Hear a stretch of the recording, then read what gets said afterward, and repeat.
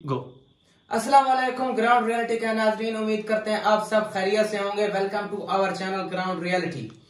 आज का हमारा टॉपिक है पाकिस्तान की मौजूदा सूरत हाल, उसका जिम्मेदार कौन है और ये क्यों हमारे ऊपर ऐसा गंदा और सख्त टाइम आया है कि आज हम लोगों को ये सब कुछ चीज देखनी पड़ रही है। और ये वो टॉपिक है जो गली से लेकर स्कूलों तक, स्कूलों से लेकर यूनिवर्सिटियों तक और यूनिवर्सिटियों से लेकर मनशियात खाने तक यही जिक्र हो रहा है पाकिस्तान की सियासत के ऊपर। तो हमने भी ये चीज की सख्त जरूरत महसूस की कि हमें भी इस चीज पर बहस करनी चाहिए। और इस पर बहस करने के लिए आज के हमारे खसूसी मेहमान है सर अफजाल साहब। सर अफजाल साहब, कैसी तबीयत है? उम्मीद करते हैं आप खैरियत से होंगे। अल्हम्दुलिल्लाह जी, अल्हम्दुलिल्लाह। नहमदुहु व नसल्ली अला रसूलिल करीम, अम्मा बाद, फ़अऊज़ु बिल्लाहि मिनश शैतानिर रजीम, बिस्मिल्लाहिर रहमानिर रहीम। रब्बि इश्रह ली सदरी व यस्सिर ली अमरी वहलुल उक़दतम मिन लिसानी यफ़क़हू क़ौली। जज़ाकल्लाह जी, आपने मुझे मदऊ किया। अल्हम्दुलिल्लाह बिल्कुल ठीक ठाक। आप सुनाएं कैसे हैं? अल्हम्दुलिल्लाह। सबसे पहले हम आपका तारुफ नाज़रीन को करवाते चलें कि ये हमारे एक मेडिकल स्टूडेंट हैं जो हमारे सीनियर्स हैं और माशाल्लाह स्टडी के अंदर एक अपना नाम रखते हैं और ब्रिलियंट स्टूडेंट है हमारी यूनिवर्सिटी के।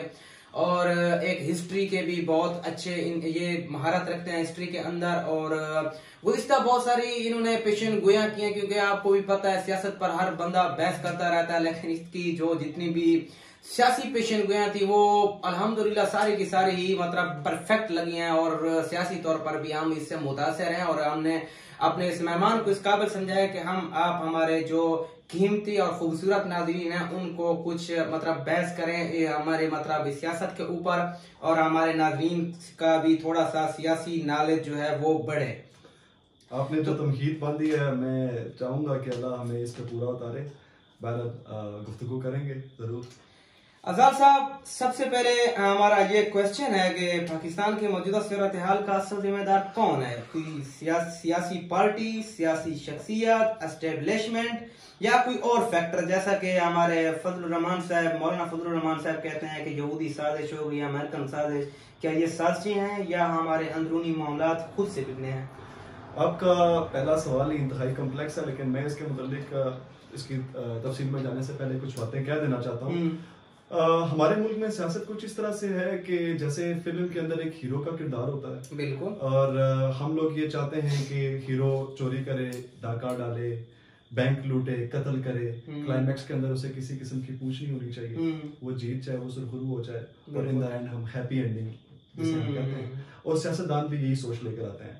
तो जहां तक आपने ये सवाल पूछा कि इसका असल जिम्मेदार कौन है, तो उसके कुछ फैक्टर्स हैं जिनके ऊपर मैं बात करने से पहले आपको एक बात बताता चलूं कि आप देखें कि हमारे शहबाज शरीफ साहब जो हैं वो 23वें नौ मुंतखब वज़ीर-ए-आज़म चले गए हैं। अब काकड़ साहब आ गए हैं। तो यूं कहें कि केयर टेकर प्राइम मिनिस्टर का एक जो हल्फ उठाया गया है वो एक 24वां हल्फ है। अगर आप 5 साल की इस मुद्दत को ज़रब दें 23 और 24 के साथ, तो ये 100 से ऊपर बनता है। बहुत ज्यादा बनता और पाकिस्तान की अपनी तारीख जो है वो तकरीबन 70 या 75 साल है। सही है। तो आप देखें कि हमने 100 साल के वज़ीर आज़म को 75 सालों में इस्तेमाल किया। 3 साल की मियाद लेकर, मुद्दत लेकर एक चीफ ऑफ आर्मी स्टाफ आते हैं और अभी हमारे 18वें या 19वें चीफ ऑफ आर्मी स्टाफ है। आप उसको 3 के साथ मल्टीप्लाई करें, that is less than 40s।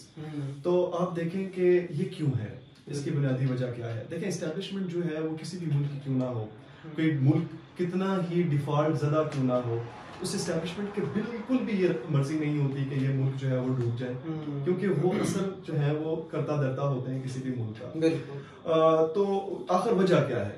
तो मेरे नज़दीक मैं ये समझता हूँ कि डेफिसिट ऑफ ट्रू लीडरशिप, कि हमारे मुल्क को ट्रू लीडरशिप नहीं मिली। अच्छा, सबसे पहले मैं माजरत के साथ हम काट रहे हैं, कोई भी वजीर आजम आया उसने कहा कि हम एक ही पेज पर हैं। नवाज शरीफ साहब आया, उसने कहा हम एक ही पेज पर हैं। इमरान खान साहब ने कहा हम फौज हो गई, अदालतें हो गई, सारा पाकिस्तान का सिस्टम एक पेज पर है। ये पेज पर होते हुए लुढ़क क्यों जाते हैं दरमियान से? देखिए, इसकी मैं जो रीजन समझता हूँ वो ये है कि देखें, आपकी जो एस्टेब्लिशमेंट होती है किसी भी मुल्क की, चाहे वो डेमोक्रेटिक कोई भी कंट्री ले लें, आप यूरोप ले लें, अमेरिका ले लें, इंडिया ले लें, एस्टेब्लिशमेंट जो है वो अपने एक बेस, अपना एक प्लान, अपना एक विजन लेके चलती है। ठीक है, जो कि वेरी राइट होता है, ट्रू होता है, उसी हिसाब से वो लेके चलती है। बदकिस्मती से हमारे मुल्क के अंदर जो है वो मामला इस तरह से है कि अब डेमोक्रेटिक बड़ी कंट्रीज के अंदर एस्टेब्लिशमेंट और सियासतदान दोनों जो है वो एक पेज पे होने का मतलब ये है कि जिस चीज को अयां होना चाहिए था वो अयां होती है, और जिस चीज को बरअक्स होना चाहिए, पसे पर्दा होना चाहिए, वो पसे पर्दा होती है। हमारे मुल्क में उल्टा है। हमारे मुल्क में पसे पर्दा चीज अयां है और अयां किरदार जो है वो पसे पर्दा है। वजह क्या है? जब भी कोई आता है वज़ीर आज़म, तो इब्तिदा में तो वो एस्टेब्लिशमेंट के साथ उस पेज पे चलता है, दरमियान में आके उसे लगता है कि नहीं, अंदाज ये होना चाहिए, वो अपनी एक साइंस लेकर आता है कि ऐसे चलूंगा या ऐसे लेके मुल्क को चलेंगे तो ज्यादा चलेगा। तो एक चीज को जब आप प्लान कर चुके हैं कि इस दौरानिये में हमने ये अपने जो अहदाफ हासिल करना है, हाँ जी, अहदाफ को हासिल करना है, तो आप अपने नए साइंटिफिक एक्सपेरिमेंट क्यों करते हैं जिस पे एस्टेब्लिशमेंट को भी सोचना पड़े कि अब हमने इस प्लान को एग्जीक्यूट करने के लिए क्या करना है। ठीक है, प्लान तो हो चुके तय हैं, तो आपको उस पेज को एक वाकयातन रखना चाहिए, ना बजाय इसके कि दरमियान में आके आपको अगर कोई नई चीज लगे, सजेशन हो सकती है, गुफ्तगू हो सकती है, उस पर बहस हो सकती है, लेकिन जब आप इम्प्लीमेंटेशन में जाके डॉज करते हैं तो मेरे नजदीक ये वो रीजन है इसकी वजह से जो है वो एक डेफिसिट आता है हमारे मुल्क में। अच्छा, तो पाकिस्तान का जो मौजूदा सूरत हाल है, जो मैं तो कहता हूँ तबाह बर्बाद, तो ये तबाही और बर्बादी का असल जिम्मेदार कौन है? देखिए, मौजूदा सूरत हाल मेरी नजर में, मैं तो जब सियासत को देख रहा था, मेरी अपनी जो अदना सी एक सोच है उसके मुतालिक बताता चलूं कि मुशर्रफ के ज़माने से हम देख रहे हैं, जब वो चीफ ऑफ आर्मी स्टाफ से हट गए, उसके बाद सदर थे, वो सदर पाकिस्तान से भी चले गए और पीपल्स पार्टी गवर्नमेंट आती है, और बदकिस्मती से मोहतरमा बेनज़ीर भुट्टो साहिबा जो है वो शहीद हो जाती हैं, पीपल्स पार्टी को सिंपैथी वोट भी मिलता है, गवर्नमेंट बन जाती है, प्राइम मिनिस्टर उनके यूसुफ रज़ा गिलानी साहब और प्रेसिडेंट जो है वो आसिफ अली ज़रदारी साहब आते हैं, तो आप देखते हैं कि लोड शेडिंग का एक बहरान उसी वक्त में जो है वो हमारे मुल्क में वो हमने भी देखा। तो आप देखें कि उसके ऊपर काबू पाना उनकी पूरी गवर्नमेंट के अंदर उनके बस में नहीं था। चीजें जो है वो अपनी महंगाई के लिहाज से आप देखें कि एक आम आदमी की अप्रोच से ऊपर चली गई। काफी हद तक जो है वो हमारा मुल्क जो है वो दोबारा से बिल्कुल ही जो जहाँ पे मुशर्रफ साहब बीइंग डिक्टेटर छोड़ के चले गए थे, वहां से भी नीचे चला गया। उसके बाद गवर्नमेंट आती है नून लीग की, और वो कुछ ही टाइम के अंदर आपने देखा होगा ऑपरेशन सरफराज, जो आपको शायद याद हो, उस वक्त की एस्टेब्लिशमेंट ने और गवर्नमेंट ने जो है वो कराची में बहुत, आपको पता है कि टेररिज्म था, उसको कंट्रोल करने के लिए रेंजर्स ऑपरेशंस हुए।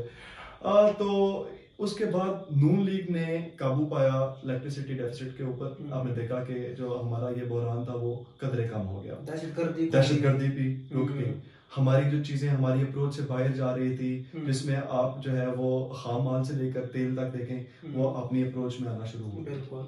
हमने देखा कि हमारी जो शरह तरक्की थी वो 5% से कुछ जो है इशारिये ऊपर भी थी, और मुल्क एक रिदम में चल पड़ा, और यहाँ तक कि 2017 के इख्तिताम के करीब जो है वो हमने IMF को टाटा बाय बाय कह दिया, गुड बाय कह दिया, यानी कि अब आपसे हमारे मामला जो है वो खत्म हो चुके हैं। तो एक चीज चल रही थी, तो फिर उसको जो है वो आपने देखा कि एक ऐसा डेफिसिट आया कि उसके अंदर आपने 2/3 मेजॉरिटी के साथ एक prime minister, sitting prime minister, जो कि अदालतों ने उनको जो है वो घर भिजवा दिया। तो उसके बाद से लेकर आप देखें कि 2023 तक मुल्क कहाँ पे ऊपर गया, किस चीज में मुल्क जो है उसने तरक्की की। तो ये 2018 तक तो बहुत सब कुछ क्लियर था। इमरान खान साहब आए और उन्होंने मुल्क को, आपको पता है कि सिस्टम के साथ उन्होंने चलाया, बहुत सारे, मतलब एक ऐसा क्वेश्चन है कि कोरोना क्या जिम्मेदार है ये इमरान खान। इसको कभी भी आप निगलेक्ट नहीं कर सकते कोरोना को, कि कोरोना ने जो है वो डैमेज नहीं किया। हमारे FIR जाम था, हमारी जो है वो मूवमेंट स्टक थी काफी टाइम तक, और इमरान खान साहब को ये क्रेडिट जाता है कि उन्होंने कोरोना के मामला को बड़े अच्छे तरीके से हैंडल किया। लेकिन मीनवाइल मैं ये भी कहना चाहूंगा कि 6 माह के अंदर हमारे मुल्क के अंदर तमाम किस्म की पाबंदियां हट चुकी थी, बरअक्स इसके कि बड़े ममालिक जिसमें चीन, अमेरिका, इन सब के अंदर पाबंदियां जारी थी, लेकिन हमारे मुल्क में रिस्ट्रिक्शंस खत्म हो चुकी थी, मूवमेंट थी, लोग आ रहे थे, जा रहे थे, हमने ज्यादा देर तक दुकानें बंद नहीं रखी, और ये खान साहब की अच्छी पॉलिसी थी, वरना मुल्क मजीद अपने अब तक हालात में जा चुका होता उसी वक्त में। तो जब आपने 6 माह तक उसको जो है वो काबू पा लिया, तो अब रिमेनिंग टाइम है कि बल्कि दुनिया ने इस चीज़ का एतराफ़ किया कि कोरोना पाकिस्तान जिस तरह से पाकिस्तान ने उसे कवर किया ऐसे किसी भी मुल्क ने नहीं किया। दिलेरी में तो माशाल्लाह ये जो दिलेरी समझें या जहरियत समझें कुछ भी हो, कोरोना पर तो हमने कंट्रोल किया। हाँ, तो फिर उसको आप देखें, वो तो आया 19 के इख्तिताम में, कोरोना आया 19 के इख्तिताम में, खान साहब आते हैं 18 में। 18 से 19 के इख्तिताम तक खान साहब के क्या रिफॉर्म्स थे। आप देखें कि किसी भी मामलात के अंदर कोई रिफॉर्म नहीं थे। हमने सबसे पहले, मैं आपको बताता चलूँ कि हम लेट हुए IMF के पास जाते हुए, क्योंकि उस वक्त में, क्योंकि 18 के में जब अपना 17 में नवाज शरीफ साहब चले गए, तो जब आपको पता है कि पॉलिटिकल इंस्टेबिलिटी होती है किसी मुल्क की, तो उसमें जो आपकी बिजनेस कम्युनिटी होती है वो डैमेज होती है, ठीक है, उसका एतमाद ख़त्म होता है, ठीक है, और हम स्टॉक एक्सचेंज में बहुत डेफिसिट कर जाते हैं। तो वो नुकसान जो है वो वहीं से शुरू हो चुका था। खान साहब के आने के बाद अब देखें, खान साहब एक ऐसा चेहरा थे जिनसे आजकल की यूथ जो है वो बड़ी मुतासिर है। बिल्कुल। उनके आ जाने के बाद उनका सबसे पहला बयानिया ये था कि मैं IMF के पास कभी नहीं जाऊंगा, और हम ऑलरेडी डैमेज हो चुके थे स्टॉक एक्सचेंज में भी और बिजनेस में भी। तो वो वक्त की जरूरत थी कि उन्हें उन्हीं 100 डेज के अंदर चले जाना चाहिए था, लेकिन क्योंकि वो एक जुबान दे चुके थे, क्योंकि ये एक पॉलिटिकल पॉइंट स्कोरिंग थी, तो वो नहीं गए। मेरी नज़र में पहला जो गलत स्टेप था। मजीद मुझसे अगर आप जानना चाहेंगे तो मैं आपको और भी बता सकता हूँ।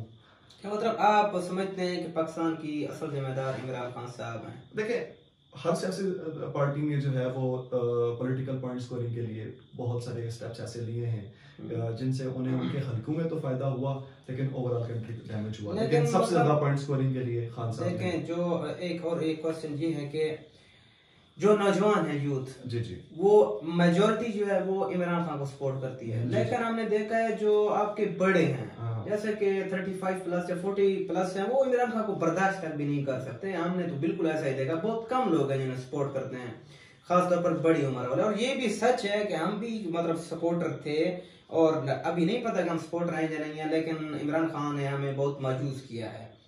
तो पहली बात यह है कि जो पाकिस्तान की ऐसी बर्बादी ना, पहले ठीक है पाकिस्तान महंगाई होती रही, सब कुछ डॉलर चढ़ता, लेकिन बहुत ही कम तरीके से। लेकिन इमरान खान साहब ने तो 6 लगा दिया कि इकानमी का तो पता ही नहीं चला कि किधर से किधर चली गई। देखिए, खान साहब ने, मैं ये कहूँ कि यूथ मुतासर क्यों है, हमारी इसकी बुनियादी वजह ये है कि यूथ हिस्ट्री से वाकिफ नहीं है। आप अपने मुल्क के अंदर कितने सियासतदानों को जानते हैं कि जिन्होंने इसके लिए बहुत कुर्बानियां दी। उनमें आपको क्या सिर्फ नवाज शरीफ, शहबाज शरीफ, मौलाना फजल रहमान नजर आते हैं? क्या आपने भुट्टी की कुर्बानियां देखी हैं? कभी आपको इस बारे में कुछ अंदाजा है कि उन्होंने पाकिस्तान की खातिर अपनी क्रीम पीरियड अपनी लाइफ का 30 से 35 साल उन्होंने जेल में गुजार दी? बादशाह खान है, सॉरी, ठीक है। और भुट्टी साहब का आप अंदाजा लगाएं कि उनके साथ क्या सलूक हुआ मुशर्रफ रहमान ने, ठीक है, कितनी बड़ी कुर्बानियां थी। कौन सी कुर्बानी की बात करते हैं हम कि 30-35 दिन जो है वो जेल के अंदर अगर कोई चला गया और वो उसकी कुर्बानी है? असल में लीडरशिप हमारी ने जो है वो सिर्फ अपना रवैया हमें दिखाया है। और खान साहब का तो मैं उनके लिए जो है वो मैं एक बात ये कहना चाहूँगा कि सोशल मीडिया उनकी बहुत बड़ी पावर है। सोशल मीडिया ने यूथ को खान साहब के मुताबिक ही अवेयर किया। शख्सियत पसंदी में सोशल मीडिया का बड़ा किरदार है। एक हीरो की नज़र में मैं समझता हूँ 50+ ईयर्स उन्होंने एज अ हीरो जो है वो गुजार दिए, तो वो अभी भी इसको एंजॉय कर रहे हैं, ठीक है, हीरो हैं। तो मैं ये समझता हूँ कि एक हीरो और एक सियासतदान जिसने मुल्क को लीड करना है, दोनों में बड़ा फर्क होता है। बिल्कुल, क्रिकेटर और पॉलिटिक्स में बहुत फर्क होता है। अच्छा जी, इसका जवाब मिल गया। और हमारा जो दूसरा क्वेश्चन है कि इमरान खान साहब का जो नारा था करप्शन फ्री कंट्री, क्या आप समझते हैं कि करप्शन को खत्म करना मुमकिन है पाकिस्तान में, या करप्शन रुकेगी तब ही पाकिस्तान तरक्की करेगा, या ये सिर्फ करप्शन के लानत पाकिस्तान के अंदर ही मौजूद है? देखिए, करप्शन से पहले मैं खान साहब के एक और नारे के ऊपर बात करना चाहूंगा, मेरिट। जब खान साहब ने मेरिट की बात की तो मेरे जैसा, और आप देखें कि हर एक वो इंसान जो कॉलेजेस तक चला जाता है या फिर यूनिवर्सिटीज तक चला जाता है, उसके लिए ये चीज़ बहुत मैटर करती है जिसे हम कहते हैं मेरिट। तो खान साहब की जब टीम आई तो मैं तो मेरिट को नहीं समझ सका। जैसा कि एक पोस्ट थी वजीर साइंस एंड टेक्नोलॉजी। बिल्कुल। तो साइंस एंड टेक्नोलॉजी का जो वजीर थे वो उन्होंने जो है वो LLB किया हुआ है, और जहाँ तक मैं समझता हूँ पाकिस्तान के अंदर LLB आर्ट्स की बेस पे होता है, साइंस की बेस पे नहीं होता। तो जो उनके वजीर थे अपना फवाद साहब, वो बेसिकली एक लॉयर हैं जिन्होंने LLB किया हुआ है, और उन्हें साइंस शायद उन्होंने 8th के बाद नहीं पढ़ी होगी, शायद शुरू से नहीं, जिस जमाने का स्टूडेंट रहा होगा साइंस, हाँ शायद पाकिस्तान में ही ना आई हो। बिल्कुल। साथ ही मैं जिक्र करना चाहता हूँ मेरिट के ऊपर कि आप यूके के अंदर एक जिम भी नहीं खोल सकते, जितना मर्जी आपके पास पैसा है, जब तक आपके पास फिटनेस का सर्टिफिकेट ना हो, फिटनेस की डिग्री ना हो, मेरिट इसे कहते हैं। बिल्कुल। तो जब आप एक जिम, जो कि बिजनेस के लिहाज से एक इम्पोर्टेंट चीज है, आप वो नहीं खोल सकते जस्ट बिकॉज ऑफ मेरिट, तो आप एक वजीर साइंस एंड टेक्नोलॉजी जो है वो बगैर मेरिट के लगा रहे हैं, और आप एक्सपेक्ट करते हैं कि करप्शन नहीं होगी।